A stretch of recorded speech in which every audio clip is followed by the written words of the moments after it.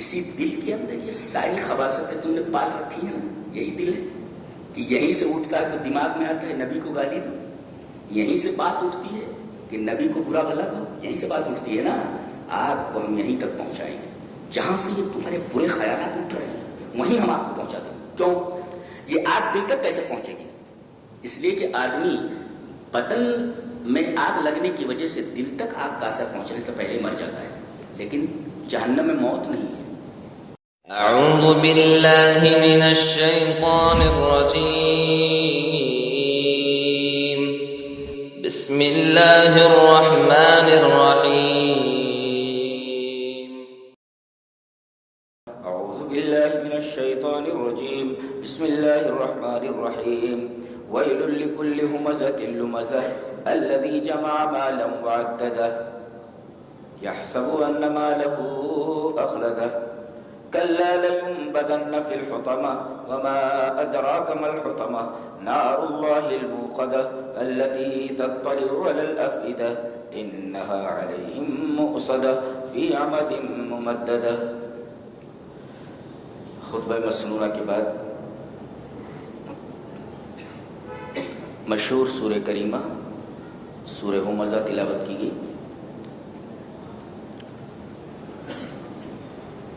اور آج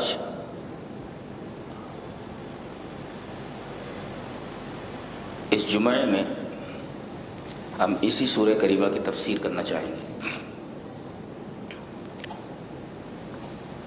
سب سے پہلے کہا گیا وَيْلٌ،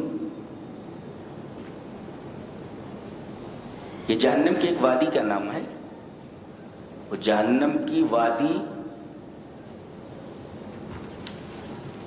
ایسے آدمی کے لیے، ایک مطلب تو یہ، اور ویل کا مطلب ہوتا ہے تیرا بیڑا غرق ہو، تیرا ستیہ ناس ہو، تو ہلاک ہو جائے، تو تباہ و برباد ہو جائے، تو دنیا اور آخرت دونوں میں ذلیل ہو. یہ ہے ویل کا مطلب. یہ اتنی خطرناک وعید کس شخص کے لیے؟ یہ کلمہ ویل لفظ وعید ہے جس کے یہ معانی ہیں جو میں نے بیان کیے. یہ کس آدمی کے لیے، کس شخص کے لیے؟ جس کے اندر 3 صفتیں ہوں. من اتصف بهذه الصفات الثلاثه فمصيره هذا، جس آدمی کے اندر یہ 3 بری عادتیں ہوں اس کے لیے یہ انجام ہے، ویل کا انجام. 3 بری عادتیں کون سی ہیں؟ پہلے دیکھتے ہیں. ایک لفظ ہے ہمزہ.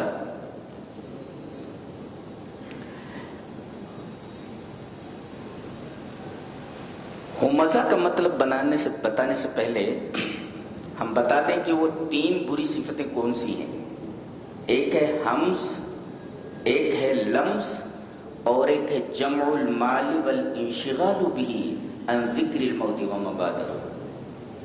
حمز، لمس اور جمع المال والانشغال به عن ذکر الموت وما بعده، یہ 3 چیزیں ہیں جن کی تشریح ہم ابھی کریں گے. حمز کرنے والے کے بارے میں کہا گیا یہ ہمزہ ہے. ہمزہ آپ دیکھیں، ایک ہے ہے میم سے اور اس کے بعد آگے بولتے، تو یہ ہمزن، یہ کیا ہے؟ اور آگے تے بڑھا دی گئی. ہمز ہو پہلے پر پیش ہے، دوسرے پر زبر ہے. مشہور نحو اور صرف کا ماہر ابن رزی اپنی کتاب شرح کافیہ میں کہتے ہیں ان الصیغۃ فعل بضم ففتح ترد للمبالغۃ فی فاعل. وہ کہتے ہیں کہ اگر اس وزن پر آئے کوئی لفظ کہ پہلے پر پیش ہو اور دوسرے پر زبر ہو، تو سمجھو اس کے اندر مبالغے کا معنی ہوتا ہے. یعنی اس فعل سے متصف جو شخص ہے اس کے اندر یہ فعل مبالغے کے ساتھ پایا جاتا ہے. اور ویسے ہے ہمز کے ساتھ لومزن بضم ففتح، ہمزن लुमजुन, ये पहले ज़म्मा है बाद में फतह है दोनों पर, और फिर ये ता क्यों बढ़ा दी गई? ये कहते हैं ये ताए मुबालगा है, तो अव्वलन उसमें मुबालगा था ही, फिर मजीद मुबालगा पैदा कर दिया गया, यानी मुबालगा दर मुबालगा है। अब हमज का माना जान ले। हमज का मतलब होता है अलहम्जु अलअयब फिल हुजूर, किसी के मुंह पर उसकी इज्जत उतारना। तू कौन, तेरी औकात क्या, तू ऐसा है तू वैसा है। तो हमज कहते हैं अलअयब फिल हुजूर, किसी आदमी का मजाक उड़ाना, किसी आदमी की इज्जत उछालना उसके मुंह पर, चार आदमियों के सामने। एक है ऐब होना और एक होता है ऐब निकालना, दोनों में फर्क है। अगर उस आदमी में ऐब है और आप बयान कर रहे हैं पीठ पीछे तो ये गीबत है, और अगर ऐब नहीं है निकाल रहे हैं तो ये बोहतान है। तो एक है ऐब होना, आदमी में वो ऐब मौजूद है और आप बयान कर रहे हैं, ऐब है और आप बयान कर रहे हैं, तो यह है गीबत। और अगर ऐब नहीं है, ऐब निकाल रहे हैं, एक होता ऐब होना, एक होता ऐब निकालना। तो अगर ऐब आप निकाल रहे हैं तो बोहतान नहीं है, आप बोहतान लगा रहे हैं उसके ऊपर, वो ऐब है नहीं और आप वो ऐब उसके ऊपर थोप रहे हैं। तो यह है हमज का माना, अलहम्ज अलअयब फिल हुजूर, और इसी में दाखिल है मजाक उड़ाना, किसी के मुंह के ऊपर उसका मजाक उड़ाना। ये तारीख रही है कि जितने भी रसूल दुनिया में आए सबका मजाक उड़ाया गया है, सबको गंदी गंदी गालियां दी गई। हमारे नबी को देख लो, पहले तो अल्लाह तबारक व तआला ने इरशाद फरमाया मा यातीहिम मिर रसूलिन इल्ला कानू बिही यस्तहज़िऊन, जितने भी रसूल दुनिया में आए सबको बुरा भला कहा गया, सबका मजाक उड़ाया गया है। इस्तेहजा का मतलब होता है मजाक उड़ाना। तो जितने भी रसूल दुनिया में आए सारे रसूलों का मजाक उड़ाया गया, उन्हें गंदी गंदी गालियां दी गई हैं। अल्लाह तबारक व तआला ने उन अल्फाज का जिक्र फरमाया, कहा कि साहिर, ये जादूगर, मजनून, पागल है, ये कज़्ज़ाब, परले दर्जे का झूठा है।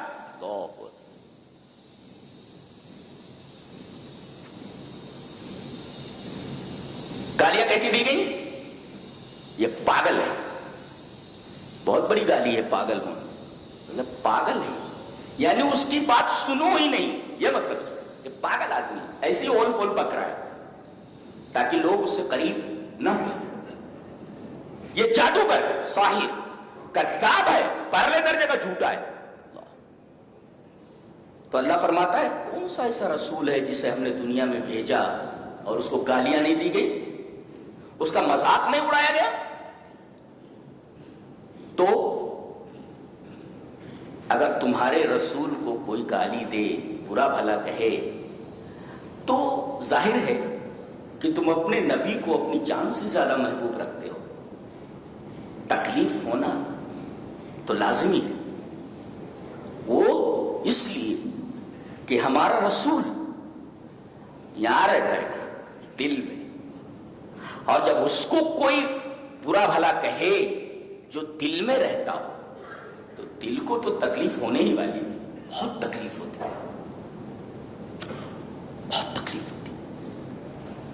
जो दिल में रचा बसा हुआ हो, जिसका नाम आए तो दरूद न पढ़ने वाला दुनिया का सबसे बड़ा बखील है, जिसका ये मकाम हो, जो दिल की गहराइयों में पैबस्त, उसको अगर कोई बुरा भला कहता है तो एक मोमिन का दिल दुखना, उसके दिल को तकलीफ होना एक लाजिमी बात है।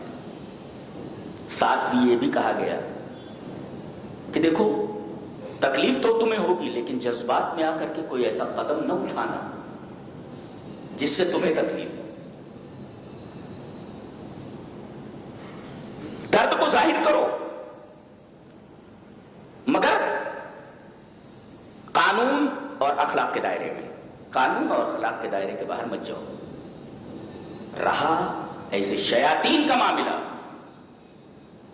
جو میرے نبی کو برا بھلا کہتے ہیں، اِنَّا كَفَيْنَاكَ الْمُسْتَهْزِئِينَ، ہم ہیں نا ان کے لیے کافی، تم کو ٹینشن لینے کی ضرورت نہیں ہے، دل دکھنا لازمی ہے، لیکن وہ مالا ہمارا ہے، اس لیے رسول ہم نے بنایا ہے اس کو، لہذا ہم نمٹنے کے لیے کافی، ہم کافی ہیں۔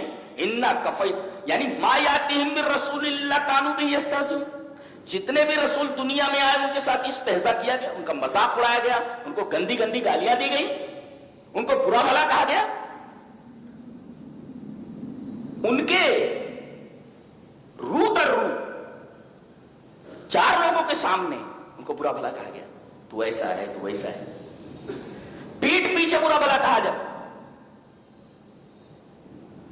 لیکن صحابہ کرام نے ایسا کوئی قدم نہیں اٹھایا جس سے ان کو تکلیف ہو۔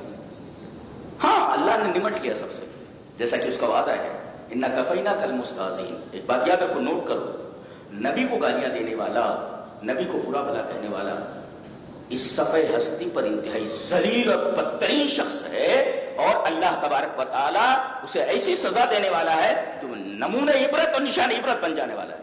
زندہ رہنے والی آنکھیں اپنی آنکھوں سے دیکھ لیں گی ایسے لوگوں کو، اس لیے کہ اللہ کا وعدہ ہے، اِنَّا كَفَيْنَاكَ، ہم نے رسولوں کو بھیجا، ان کا مذاق اڑایا گیا تو ہم مستہزئین کے لیے کافی ہیں، مذاق اڑانے والوں کے لیے کافی ہیں۔ اِنَّا كَفَيْنَاكَ الْمُسْتَهْزِئِينَ۔ رہا تمہارا معاملہ، تمہارے دل میں درد ہونا لازمی ہے، اس لیے کہ رسول تمہارا تمہارے دلوں میں رہتا ہے، ہم رسول کے لیے سب کچھ قربان کر سکتے ہیں، یہ ہے، لیکن منع کیا گیا ہے کہ اخلاق اور قانون کے دائرے کے باہر مت جاؤ۔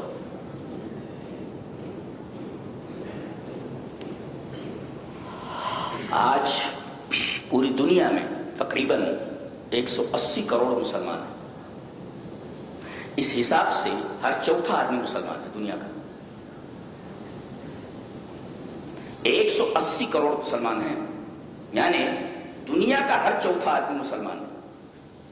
58 حکومتیں جن میں مسلم حکمران ہیں، لیکن عالم یہ ہے کہ کسی کی کوئی قدر و قیمت نہیں،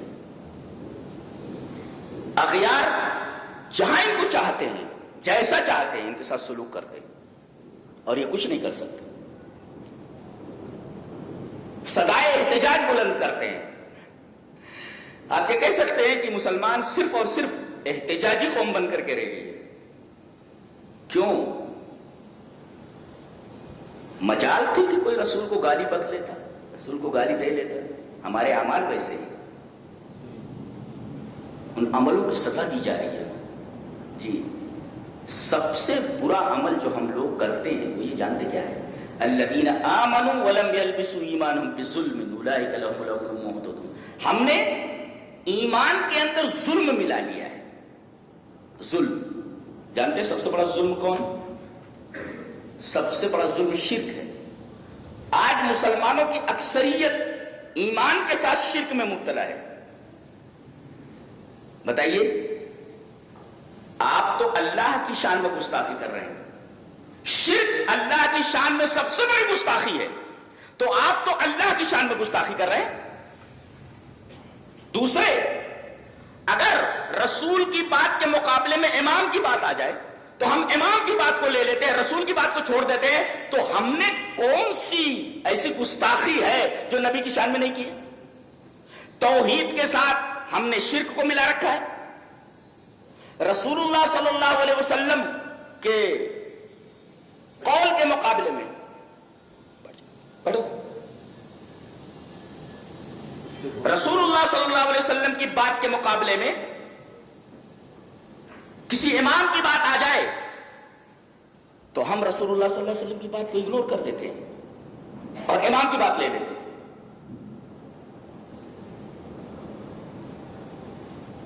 تو تم سے بڑا گستاخ الہی کون ہے؟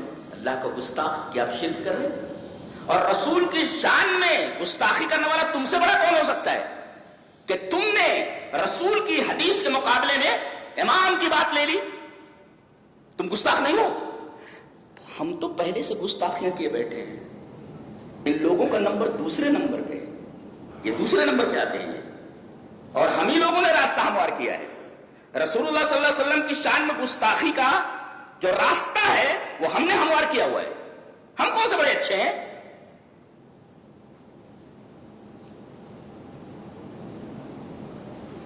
آیت کریمہ پر پڑھتے ہیں آگے. وَيْلٌ لِكُلِّ ہُمَزَةٍ، مطلب مانے ایک تو ہے کسی کے رو در رو سامنے، چار آدمیوں کے سامنے کسی کا مذاق اڑانا، کسی کا عیب نکالنا، کسی کو برا بھلا کہنا، یہ ہمز. اور ہمز جب آتا ہے تو مبالغہ، یعنی اس کا کام ہی یہی ہے، جب دیکھو تب یہ پکارتا رہتا ہے، چلاتا رہتا ہے، بولتا رہتا ہے نا، ہمز. اور آگے تے بڑھا دی گئی، یعنی بولتا ہی رہتا ہے اور مبالغہ کر دیا گیا. اس کا کام ہی یہی ہے کہ رسول اللہ صلی اللہ علیہ وسلم کی ذات میں کیڑے نکالنا. کسی شاعر نے بہت اچھا کہا ہے کہ وہ نور بن کے زمانے میں پھیل جائے گا، تم آفتاب میں کیڑے نکالتے رہنا. تو یہ بے وقوف لوگ ہیں، یہ آفتاب میں کیڑے نکال، ارے ایسی روشنی ہے ویسی روشنی ہے، پاگل کہیں کا، یہ آفتاب میں کیڑے نکال رہا ہے. تم آفتاب میں کیڑے نکال، ہمارا نبی تو نور ہے، نور ہے، آفتاب ہے، تم آفتاب میں کیڑے نکالنے چلے ہو، تم سے بڑا بے وقوف کون ہے؟ تو ہمزہ کا مطلب، اور لمزہ کا مطلب ہوتا ہے العیب فی الغیبہ، کسی کے پیٹھ پیچھے برائی کرنا، کسی کا پیٹھ پیچھے مذاق اڑانا، کسی کے پیٹھ پیچھے اس کو برا بھلا کہنا. یہ دونوں باتیں ہو رہی ہیں، سامنے کو برا بھلا کہا جا رہا ہے، پیچھے بھی برا بھلا کہا جا رہا ہے، اور دونوں میں ہمزہ بہت، اور اسی طریقے سے لمزہ بہت. یہ کام بڑی شدت کے ساتھ، مبالغے کے ساتھ کیا جا رہا ہے. تو پہلی صفت حمز، دوسری صفت لمز، یہ دونوں نہیں ہونا چاہیے. کسی کے رو تر رو چار آدمیوں کے سامنے کسی آدمی کی عزت سے کھیلنا، یہ نہیں ہونا چاہیے تمہارے یہاں. اور لمز کا مطلب ہوتا ہے العیب فی الغیبہ، اس کی غیر موجودگی میں پیٹھ پیچھے اس کا عیب نکالنا، اس کو برا بھلا کہنا، اس کا مذاق اڑانا، اس کو گالیاں دینا، یہ ہے لمز. اور لومز یعنی یہ صفت بدرجے مبالغہ اس میں موجود ہے، پھر تے لگا دی گئی اور مبالغہ اس کے اندر، اس کا کام ہی یہی ہے، اس کے علاوہ اس کا کوئی کام نہیں. تیسری صفت الذی جمع مالا وعددہ، یہ دونوں کام اکثر کون سے لوگ کرتے ہیں؟ ان کے پاس مال بہت ہے، اقتدار ہو، نیتا ہو، وہ یہ کرتا ہے. الذی جمع مالا وعددہ، جس نے مال جمع کر لیا اور گنا. ایک ہوتا ہے عدہ گننا، ایک ہوتا عددہ، یہاں بھی مبالغہ ہی ہے. مال جمع کرنا، تجوری میں رکھ دینا، حقوق واجبہ ادا نہ کرنا، حرص، اور رات میں اس مال کے بارے میں تصور کر کے نیند نہ آنا اور بار بار تجوری کھولنا، وہ عددہ اور گننا. ہاں کتنی گڈیاں ہیں ابھی، نوٹوں کی خوشبو آ رہی ہے. تو یہ ہے الذی جمع مالا، مال کو سینت کر تجوری میں رکھ لیا، حقوق واجب ادا نہیں کر رہا، یہ ہے حرص. اور رات میں اٹھ کر کے گن رہا ہے اور نوٹوں کی خوشبو سے مست ہو جا رہا ہے، یہ ہے محبت. اور یہ دو چیزیں کسی دنیاوی چیز کے بارے میں آ جائیں تو بہت خطرناک بات ہے. بخیلی یعنی حرص، بہت زیادہ لالچ کسی چیز کے بارے میں، اور کسی چیز کے بارے میں حد درجہ محبت. اب یہ مال کے اندر حرص بھی آ گئی اور دوسرے محبت بھی آ گئی، بہت خطرناک چیز ہے. مال کی حرص چلو غنیمت ہے، لیکن مال کی حرص کے ساتھ مال کی اتنی محبت کہ نیند نہیں آ رہی ہے، گن رہا ہے، وعددہ، اٹھ کر کے نوٹ کی خوشبو لے رہا ہے، یہ ہے مبالغہ. کہتے نہیں حشفن وسوء کیلتن، عربی کا ایک مشہور مقولہ ہے جس کا اردو میں ہم لوگ کہتے ہیں، اردو میں ایک تو کریلا ویسے ہی کڑوا، دوسرے نیم چڑھا. ایک تو کریلا ویسے ہی کڑوا ہوتا ہے اور دوسرے نیم کے اوپر چڑھا دو تو ایسے ہی ہمز جو ہوتا ہے، حمز، وہ تو رو در رو کسی کی برائی کرتا ہی ہے، وہ کرتا ہی رہتا ہے. تو ایک تو کریلا ویسے کڑوا، دوسرے نیم چڑھا، لمز بھی ایسے ہی ہے. پیٹ پیچھے کسی کی برائی کرتا ہی رہتا ہے. تو ایک تو کریلا ویسے کروا, دوسرے دن چڑھا. الذی جمع مالا, مال کو سینس سینس کر رکھ رہا ہے, وہ حقوق واجبات ادا نہیں کرا. دوسرے نوٹ کی خوشبو سونگ رہا ہے, تو ایک تو کریلا ویسے کروا, دوسرے دن چڑھا. حشف کہتے ہیں ردی کھجور کو. الحشف ارد التمر, یعنی سب سے ردی کھجور کو کہتے ہیں الحشف. تو کہتے ہیں احشفن وسوء کیلتن, ایک تو کھجور ویسے بھی ردی ہے اور دوسرے تول کم دے رہا ہے. تول پر یاد آیا, قرآن حکیم میں 2 سورتیں صرف ویل سے شروع ہوتی ہیں. اللہ اکبر. ایک تو یہ سورہ ہے ویل لکل, یعنی پہلا لفظ ویل ہے, اور دوسرے ایک سورہ اور بھی ہے ویل للمطففین, تطفیف یعنی پیسے پورے لینا اور تول کم دینا. ان 2 سورتوں کے شروع میں ویل آیا یہ لفظ کلمہ وعید, اور کہیں نہیں آیا. ہاں, اور پہلے کا تعلق اموال الناس سے اور دوسرے کا تعلق اعراض الناس سے. یعنی ویل للمطففین کا تعلق لوگوں کے مال سے ہے کہ مال پورا لے رہے ہو اور تول کم دے رہے ہو. اور یہاں ویل لکل ہمزۃ لمزہ, یہاں تعلق آدمی کی عزتوں سے ہے. آراز مانی عزت, وہاں لوگوں کے مال کا بیان ہے اور یہاں لوگوں کے آراز یعنی عزتوں کا بیان. وہاں لوگوں کے مال سے کھیل رہا ہے اور یہاں لوگوں کی عزتوں سے کھیل رہا ہے. اور یہ دونوں چیزیں اللہ کو سخت ناپسند ہے. کسی کے مال سے کھیلنا یعنی مال پورا لینا, پیسے پورا لینا, مال کم دینا, تول کم دینا, اور دوسرے لوگوں کی عزتوں سے کھیلنا. یہ دونوں چیزیں اللہ تبارک و تعالیٰ کے نزدیک انتہائی قابل نفرت ہیں. لہذا ان 2 صورتوں کو اللہ لفظ ویل سے شروع کرتا ہے, ویل للمطففین ویل لکل ہمزۃ لمزہ. اچھا, اس کے بعد کیا ہے؟ اتنا ڈوب گیا ہے.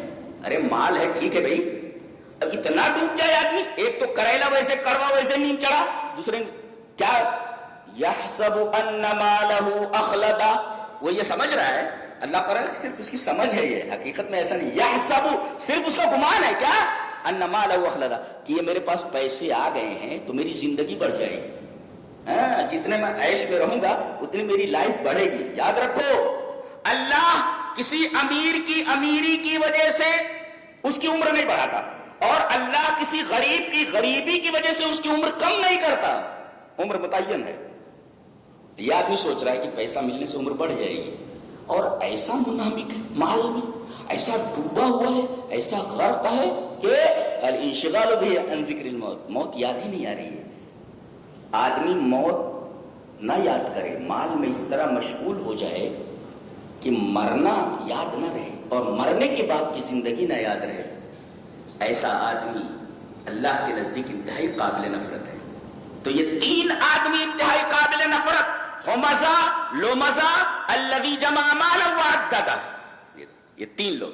من اتصف بہذه الصفات الثلاثہ فمصیرہ ھذا, یہ 3 صفتیں ایسی ہیں زندگی میں لانا تو دور کی بات ہے, فلا تقترب منہما, قریب بھی مت جانا. اس لیے کہ یہ 3 صفتیں ایسی اللہ کو سخت مبغوض ہیں, اللہ کے نبی سخت نفرت قابل نفرت یہ چیز ہے. اچھا, وہ یہ سمجھ رہا ہے لمبی ہو جائے گی زندگی, ایسے کلا, ہرگز نہیں. مرنا ہے اسے, یہ مال اسے زندہ نہیں رکھ سکتا. کہاں ڈالا جائے گا ایسا آدمی جس کے اندر یہ 3 صفتیں ہیں؟ 4 آدمیوں کے سامنے کسی آدمی کی عزت اتارنے والا, عزت سے کھیلنے والا, عزت اچھالنے والا, پیٹھ پیچھے کسی کی عزت اچھالنے والا, مال کو حرص سے جمع کر کے اس کی خوشبو لیتے رہنا, یہ 3 صفتیں جس آدمی کے اندر ہیں, اس کے ساتھ انجام کیا ہے؟ تو ہے ہمز, تو ہے لومز, تو سزا حتم. وہ بھی دیکھو پیش ہے پہلے, پھر بعد میں زبر ہے. ہومزن, لومزن, سزا حتم. آگے فرمائے گا کلا لینبذن فی الحطمہ, تم ہو مزو, تم لو مزو, تو تمہارا انجام حتم ہے.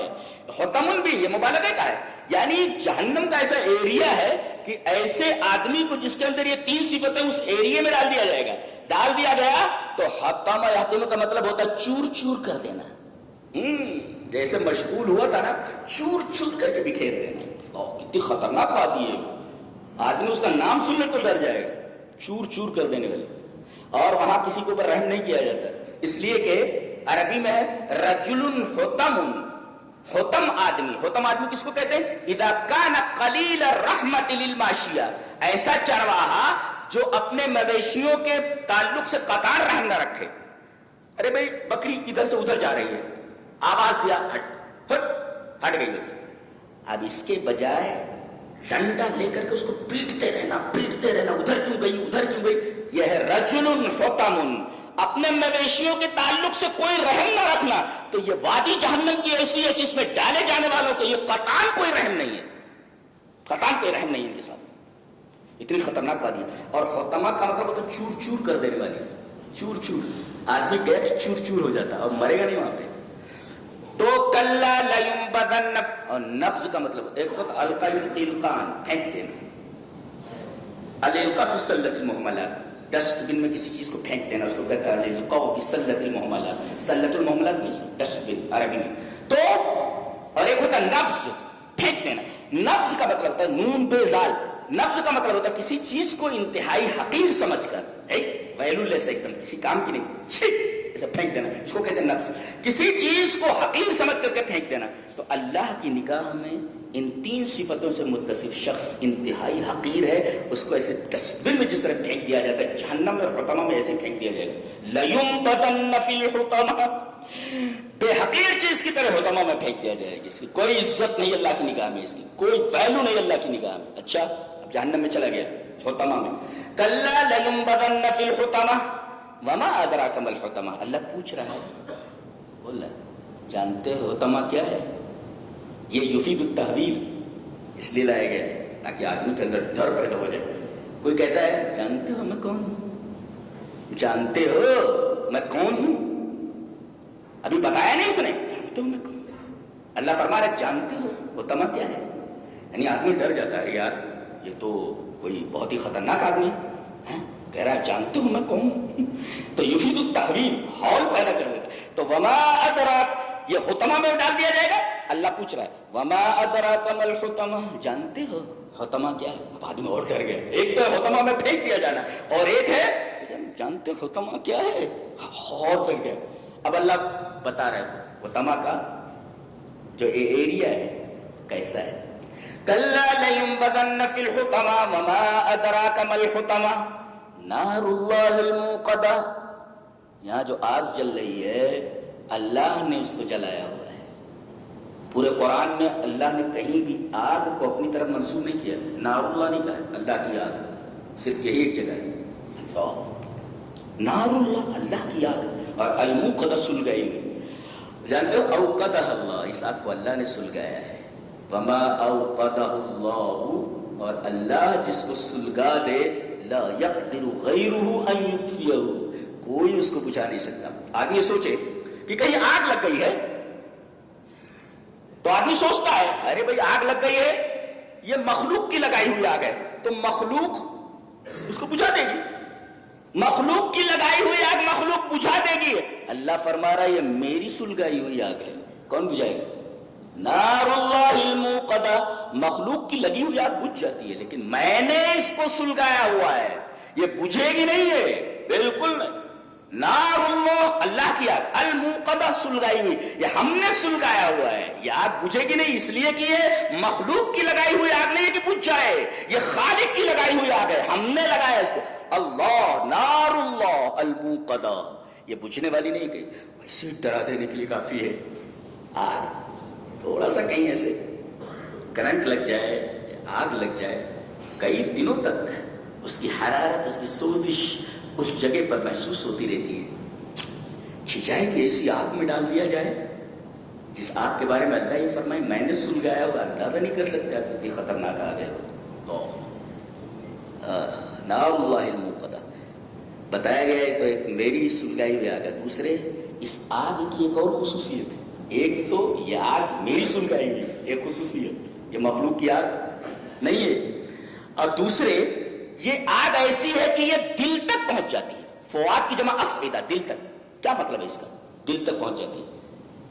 تجزیہ یہ ہے کہ کسی آدمی کو اگر آگ لگ جائے تو آگ کی حرارت، آگ کا اثر دل تک پہنچنے سے پہلے ہی وہ مر جاتا ہے، ٹیم بول جاتا ہے، مر گیا۔ آدمی کو جلا دیا جائے، آدمی کے بدن میں آگ لگا دی جائے تو آگ کا اثر پہلے بدن کے اوپر ہوتا ہے۔ قرآن حکیم یہ بولتا ہے کہ دنیا کی لگائی ہوئی آگ دل تک نہیں پہنچ پاتی، اس سے پہلے ہی آدمی مر جاتا ہے، لیکن ہماری جلائی ہوئی آگ اتنی خطرناک ہے کہ وہ دل تک پہنچ جائے گی۔ بدن تو برداشت کر ہی نہیں پاتا، دل کیا برداشت کرے گا آگ کو؟ دل تک پہنچ جائے گا۔ دل ویسے بھی بہت نازک ہوتا ہے، اور یہ بتایا گیا اسی دل کے اندر یہ ساری خباثتیں تم نے پال رکھی ہیں نا، یہی دل ہے کہ یہیں سے اٹھتا ہے تو دماغ میں آتا ہے نبی کو گالی دو، یہیں سے بات اٹھتی ہے کہ نبی کو برا بھلا کہو، یہیں سے بات اٹھتی ہے نا۔ آگ کو ہم یہیں تک پہنچائیں گے، جہاں سے یہ تمہارے برے خیالات اٹھ رہے ہیں وہیں ہم آگ کو پہنچا دیں۔ کیوں؟ یہ آگ دل تک کیسے پہنچے گی؟ اس لیے کہ آدمی بدن میں آگ لگنے کی وجہ سے دل تک آگ کا اثر پہنچنے سے پہلے مر جاتا ہے، لیکن جہنم میں موت نہیں ہے، لہذا آگ کا اثر دل تک تو پہنچنے ہی والا، مرے گا نہیں نا۔ یہاں تو آگ کا اثر دل تک پہنچنے سے پہلے ٹے بول گیا، مر گیا، لیکن جہنم میں موت نہیں آنے والی۔ جب موت نہیں آئے گی تو بدن سے ہو کر کے آگ کا اثر دل تک لازمی طور پر پہنچنے والا ہے۔ اللہ، آگ کا اثر بدن کا برداشت کر سکے، دل جیسی کمزور چیز اس آگ کو کیسے برداشت کر سکے؟ یہ اندازہ لگا یہ کتنی خوفناک سزا ہے، یہ کتنی خوفناک آگ ہے۔ یہ جو اللہ کے رسول کو برا بھلا کہنے والے لوگ ہیں، یہ گستاخ رسول جتنے ہیں، یہ اس سورہ کریمہ کو ایک بار ضرور پڑھیں، تیلگو میں، اسی طریقے سے ہندی میں، اردو میں، انگلش میں اور عربی میں اور اردو میں پڑھیں اس کو کہ تمہارا انجام کیا ہونے والا ہے، کب تک زندہ رہو گے، 60 سال، 65 سال، 70 سال، 80 سال، اس کے بعد یہیں آنا ہے تمہیں۔ کلا لینبذن فی الحطمہ، چور چور ہو جاؤ گے بیٹا۔ وما ادراک ما الحطمہ، آ جاؤ یہاں۔ نار اللہ الموقدہ، یہ اللہ کی اسپیشل جلائی ہوئی آگ ہے، اور یہ دل تک پہنچ جانے والی آگ ہے۔ دنیا میں آگ دل تک نہیں پہنچتی۔ التی تطلع علی الافئدہ، اور کوئی چیز نیچے ہو، جیسے اسے نا، کوئی چیز نیچے ہو، نیچے سے آئے تو اتنا اثر نہیں ہوتا نہ کہ اوپر سے آئے۔ کہا گیا تطلع علی الافئدہ، دل کے اوپر ایسے دیتے آ جائے۔ کیا کلام ہے، سبحان اللہ۔ میں تو تفسیر کا ویسے بھی طالب علم ہوں، میں ایک ایک لفظ دیکھتا ہوں کہ اللہ تبارک و تعالیٰ کس طرح بات کرتے ہیں، کس طرح خوبصورت انداز میں بات کرتے ہیں۔ مخلوق بات کرتی ہے لیکن خالق جب بات کرتا ہے تو اس کا لیول اتنا ہائی ہوتا ہے کہ آدمی تصور بھی نہیں کر سکتا اس طرح سے بولا جا سکتا ہے۔ التی، الا مانے پر، اوپر، آن، آن، انڈر نہیں۔ التی تطلع علی الافئدہ، یہ آگ پوری کی پوری اس کو دل کو ایسے اوپر سے گھیر لے گی۔ اس کو الا استعلا کے لیے آتا ہے، استعلا، الا للاستعلاء۔ دار اللہ الموقدہ التی تطلع علی الافئدہ۔ آگ کی کتنی صفتیں ہیں گنو؟ چور چور کر دینے والی، دوسرے اللہ کی جلائی ہوئی آگ جو کبھی پوچھے نا، تیسرے دل تک پہنچ جانے والی آگ ہے، اور آگے انہا علیہم موصدہ، یہ کہیں ایک طرف سے اسے نہیں لگی ہوئی ہے، چاروں طرف سے اسے گھیر لگی۔ ایصاد کا مطلب ہوتا ہے، اوصدہ کا مطلب ہوتا ہے، اس کو سمجھو۔ حدیث میں ہے انطلق ثلاثۃ فكانوا في كهف فوقع الجبل فأوصد علیہ۔ تین آدمی کہیں جا رہے تھے، مشہور حدیث ہے وہ، تین آدمی کہیں جا رہے تھے، بارش ہونے لگی، جنگل سے جا رہے تھے، پہاڑی راستہ تھا، تو بارش جب ہونے لگی تو وہ ایک کہف میں چلے گئے، کہف مینس کیو میں چلے گئے۔ اب کیو میں گئے کہ بارش سے بچ جائیں، اچانک فوقع الجبل علی کہفہم، وہ اوپر سے ایک چٹان سرکی اور غار کے منہ پر آ گئی۔ فأوصد علیہ، انہا علیہم موصدہ، یعنی جیسے وہ چٹان آ گئی، کیو میں چلے گئے، چٹان اوپر سے آئی اور کیو کا دروازہ بند ہو گیا، اب نکل نہیں سکتے۔ ایسے ہی اللہ فرما رہا ہے حطمہ میں داخل کرنے کے بعد ہم کیا کریں گے معلوم ہے؟ تم کو اسی طریقے سے بند کر دیں گے جیسا غار میں آدمی چلے گئے تھے نا، اوپر سے چٹان آ گئی تھی، نکل نہیں سکتے، اب اس جگہ سے تمہارا نکلنا محال ہے۔ انہا علیہم موصدہ، موصدہ، فأوصد علیہم، ڈال کر کے دروازہ بند کر دیا جائے گا۔ اور آگے جملہ بہت خطرناک ہے، فی عمد ممددہ، عمد، واحدی نے کہا العمد جمع عماد، یہ عماد کی جمع ہے، اور اس کا معنی الاساطین، بڑے بڑے پلرز ہوں گے، پلرز میں ہوں گے. اس کا کیا مطلب؟ گئے جہنم میں، اس کے خاتمہ میں، اس کے بعد باہر سے دروازہ بند کر دیا گیا، بیٹا آپ باہر نہیں نکل سکتے. اور تیسرے یہ بڑے بڑے پلرز میں، ممددہ کا مطلب پھیلے ہوئے، بڑے بڑے پلرز میں ہیں. کیا مطلب؟ ذرا ایک کار کا تصور کیجئے، کار ہے، آدمی اس میں بیٹھا ہوا ہے، کھڑکیاں بند ہے، دروازہ لاکڈ ہے، بند ہے، آگ لگ گئی. کم سے کم یہ ڈرائیونگ سیٹ سے پیسنجر سیٹ پہ تو جا سکتا ہے نا، ادھر سے ادھر، ادھر سے ادھر بھاگ تو سکتا ہے نا. تھوڑی تکلیف کم ہو جاتی ہے، تکلیف کم نہیں ہوتی مگر تھوڑی سی تکلیف، اس لیے کہ ہل جل سکتا ہے. لیکن اگر اس کو بیلٹ کے ساتھ باندھ دیا جائے تو وہیں پر سیٹ پر ہل ڈل نہ سکے تو اس کی تکلیف مزید بڑھ جاتی ہے. ایک تو یہ بند کر دیے گئے اندر، اور دوسرے بڑے بڑے پلرز میں باندھ دیے گئے ہیں، بیٹا ہل نہیں سکتے تم یہاں سے. اللہ اکبر، کیسی سورہ کریمہ ہے. ترجمہ پڑھو بار بار اس کا، کم سے کم دن میں ایک بار اس سورہ کریمہ کا ترجمہ پڑھ لو، اور یہ تفسیر جو میں نے پیش کی ہے تفسیر ذہن میں رکھ کر کے اس کو پڑھو. فی امد ممددہ، بڑے بڑے پلرز میں. بڑے بڑے پلرز میں کیا مطلب؟ یہ لوگ بندھے ہوئے ہیں اس آدمی کی طرح جو کار میں ہے، اور ڈرائیونگ سیٹ پہ بیلٹ لگی ہوئی ہے، آدمی ہل بھی نہیں سکتا، ادھر نہیں جا سکتا. کم سے کم بندر کی طرح ادھر سے ادھر تو اچھل سکتا ہے نا، باہر نہیں نکل پا رہا تو. اور اندازہ لگائیے کسی کو کار میں بٹھا کر بیلٹ سے باندھ کر کے اس کی سیٹ کے اوپر آگ لگا دی جائے، اس آدمی کی کیا حالت ہوگی. یہ دنیا کی آگ ہے جو تھوڑی دیر میں بجھ جاتی ہے، لیکن یہ آگ ایسی ہے، نار اللہ الموقدہ التي تطلع علی الافئدہ. اللہ تبارک و تعالیٰ سے دعا کریں کہ اللہ تبارک و تعالیٰ ہمارے اندر یہ تین صفتیں نہ آئیں، ہم ان تین صفتوں سے دور رہیں، حمز سے، لمز سے، اور جمع مال والانشغال بھی عن ذکر الموت وما بعدہ سے. کیا مطلب؟ کسی کے منہ کے سامنے، لوگوں کے سامنے کسی کی عزت اچھالنا، حمز. لمز کا مطلب کسی کے پیٹھ پیچھے کسی کی عزت اچھالنا، دو. تیسرے مال کو جمع کرنا، یہ حرص کی دلیل ہے، لالچ کی دلیل ہے، ٹھیک ہے یہاں تک. لیکن رات میں اٹھ اٹھ کر کے اس کو گنتے رہنا، سونگتے رہنا، یہ ہے محبت. حرص اور محبت کسی مخلوق سے ہو جائے تو یہ بہت خطرناک ہے، بہت خطرناک ہے. یہ تین چیزیں زندگی میں نہیں آنی چاہیے، بلکہ فلا تقترب منہما، اس کے قریب بھی مت جاؤ. اور آپ کو معلوم ہے کہ ان تین چیزوں کا حامل، ان تین چیزوں سے متصف شخص سے اللہ کتنی نفرت کرتا ہے. اندازہ لگائیے کتنی نفرت ہے کہ اللہ نے آگ کو کہیں یہ نہیں کہا میری آگ، اللہ کی آگ. یہی ایک جگہ ہے جہاں کہا گیا اللہ کی آگ ہے. تو یہ جو بک رہے ہیں یہ نبی کے خلاف، دل میں درد تو ہوتا ہے اس لیے کہ نبی تو یہاں رہ رہا ہے، دل کو تکلیف ہوتی ہے، لیکن اللہ کے اوپر چھوڑ دیں. ایسا کوئی کام نہ کریں جس سے فساد پھیلے اور جس سے مزید الجھنیں پیدا ہوں. اس لیے کہ نبی نے کبھی اپنی ذات کے تعلق سے انتقام نہیں لیا. کتنا برا بھلا کہا گیا، لیکن کبھی آپ نے اپنی ذات کے لیے انتقام نہیں لیا. تو درد محسوس کرو، اور درد محسوس کرنے کا